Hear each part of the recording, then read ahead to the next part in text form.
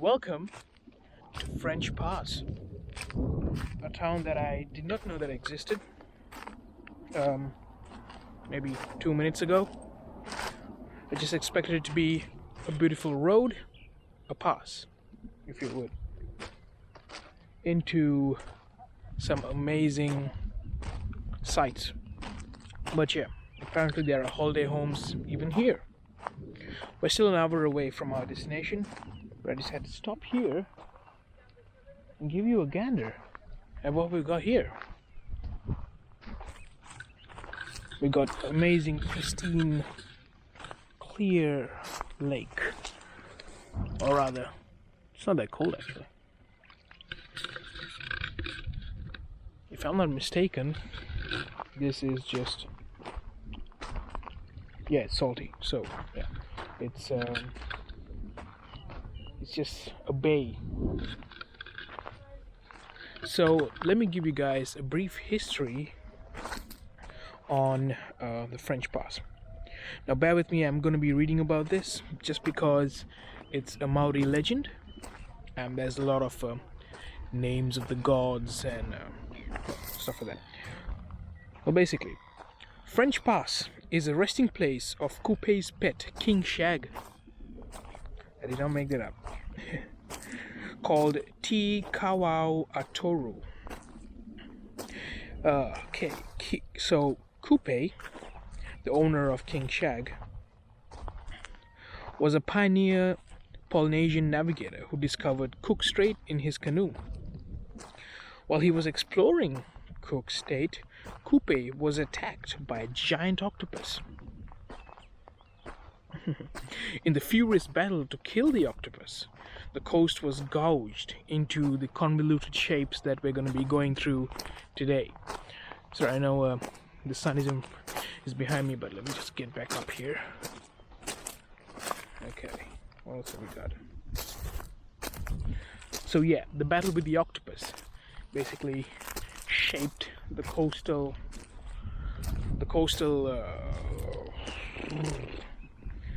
shaped the coast into what it is today. That's what I meant to say. Okay. So Coupe's loyal Shag, basically, after this battle, Coupe's Shag, so after this battle, Coupe's Shag, his pet, explored the strait on his behalf. So it was rumored that King Shag, whose name was, I don't know which one's the correct name, it's T. Kawau Otoru, had a huge wingspan, so he was flying over and exploring it on his behalf. He was reputed to be a sacred bird with the, how do you call it, the eye of the ancestor. Ooh. But it does end up sadly for old Shag. While testing the channel to see if it was safe for Coupe's canoe, T. Kawau Otoru got caught in a tidal rip. Yeah, tidal rip, broke his wing and drowned. So the broken reef that's adjacent to the channel is actually Coupe's loyal bird turned to stone. So hopefully I get to see that. Maybe it has some writing on it that makes it easy to spot, but yeah, that's something to keep an eye out for.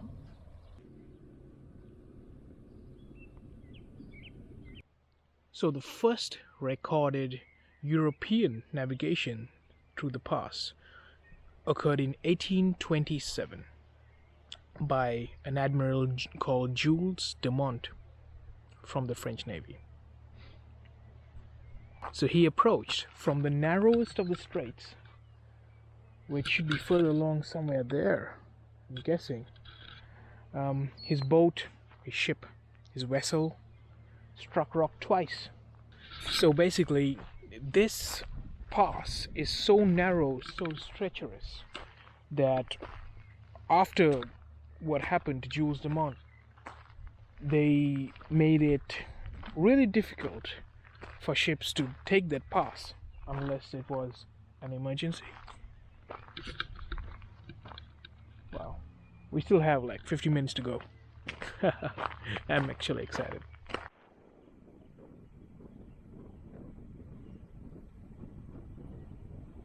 So guys, we are 15 minutes away from the summit of French Pass. And would you take a look at that? That view behind me is spectacular. So I'm guessing that's the pass right there that all of the story was about. We don't have long to go. We're almost there. So much. We just opened up. You know, it was such a small cliffside. If you look there, we were kind of coming through the mountains there. So it was so narrow, so claustrophobic, and then it suddenly just opens up to this. It's gonna hide from the wind.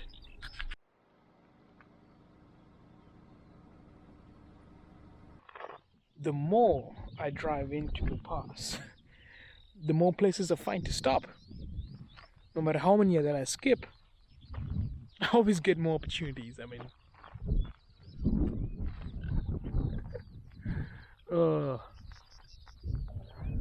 that's the road we have ahead of us.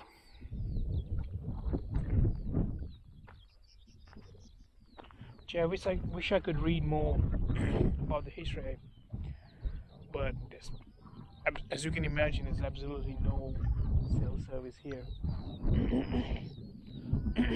So the pass is basically a few of, see the little bay in there, the one that goes in there.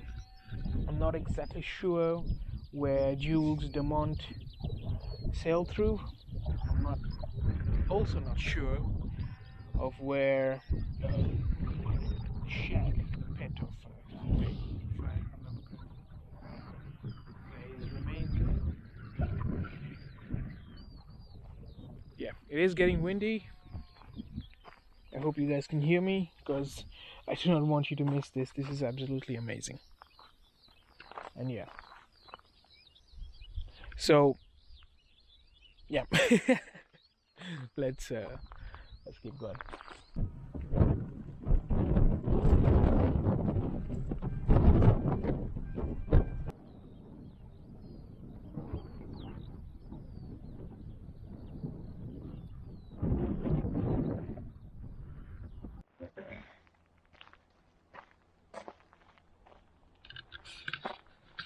I'm not gonna say that we made it yet.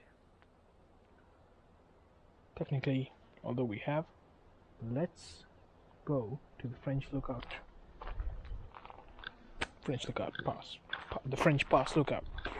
Whatever. 10 minutes.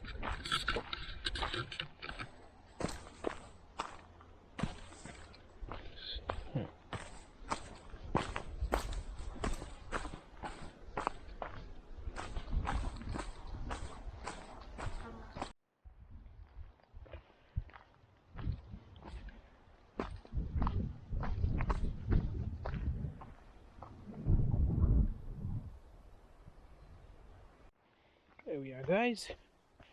We made it to the lookout point. Looks a bit underwhelming, but at least it has some information, which we'll get to shortly. Oh, see a little lighthouse right there. No, is that the lighthouse? Not really sure. Let me raise you guys a bit higher. I don't know if you can see this, but you can see currents going in every direction. So that is why this pass is so treacherous. And I mean, honestly, looking at this, I can tell why ships in the 1800s were having trouble getting past it. Yeah, so that is a lighthouse right there, and that's a beacon. Well, obviously the beacons are supposed to be on top of a lighthouse, but what do I know?